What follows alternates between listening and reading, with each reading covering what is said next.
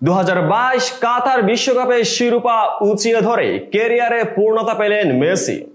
ফুটবলে পাওয়ার মতো আর কিছুই বাকি নেই এই খুদে জাদুকরের। ইউরোপ ছেড়ে পাড়ি জমালেন যুক্তরাষ্ট্রের ইন্টার মায়ামিতে, সেখানেও থেমে নেই মেসি। উঠতে থাকা মেসির মায়ামিতে এলো এবার ছন্দপতন। মেসির গোলের পরও হারল মায়ামি। পুরো বিষয়টি নিয়েই বিস্তারিত থাকছে প্রতিবেদনের বাকি অংশে।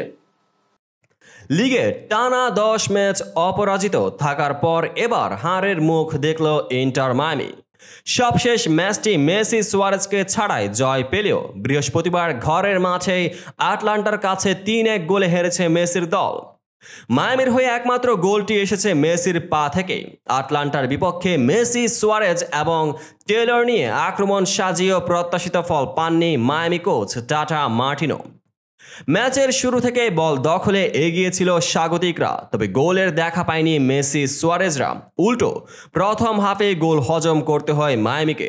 ম্যাচের 44 মিনিটে সাবা লবজানিজের গোলে এগিয়ে যায় আটলান্টা। এই এক গোলে পিছিয়ে থেকেই বিরতিতে যায় মায়ামি।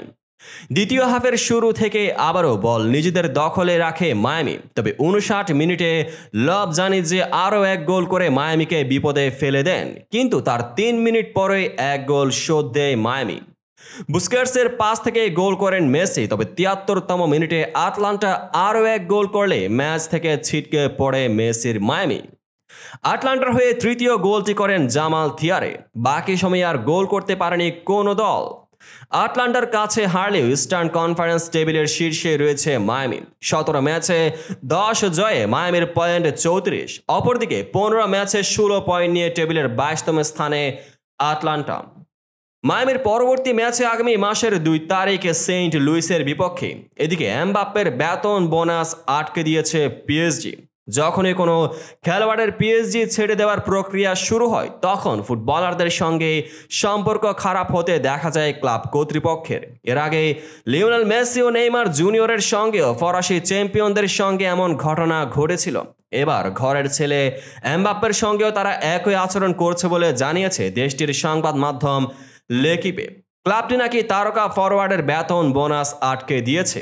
গত 25 মে কোপ দ্য ফ্রান্সের ফাইনালে চ্যাম্পিয়ন হয়ে চলতি মৌসুম শেষ করেছে পিএসজি। এর আগে কয়েকটি ম্যাচ না খেললেও ফাইনালে ছিলেন এমবাপ্পে। লিওর বিপক্ষে 2-1 গোলের জয় শেষে চ্যাম্পিয়ন দলটির সতীর্থরা এমবাপ্পেকে শূন্যে তুলে উদযাপনেও মেতেছিলেন। কিন্তু পিএসজির অভ্যন্তরীণ পরিবেশ নাকি এমন আনন্দ মাখা নয়। চলতি মৌসুমে প্যারিসের দলটির সঙ্গে চুক্তির মেয়াদ শেষ হবে এমবাপ্পের।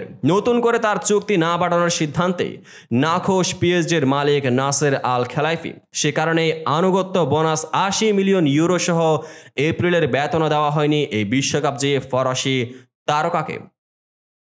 তো বন্ধুরা, ভিডিওটি যারা সম্পূর্ণ দেখেছেন সবাইকে অসংখ্য ধন্যবাদ। ভিডিও শেষে কমেন্ট সেকশনে আপনার মতামত জানাতে ভুলবেন না। আর চ্যানেলটিকে সাবস্ক্রাইব এবং পেজটিকে ফলো করে পাশে থাকবেন, যাতে পরবর্তী ভিডিওর সকল নোটিফিকেশন সরাসরি পেয়ে যান। দেখা হবে পরবর্তী ভিডিওতে।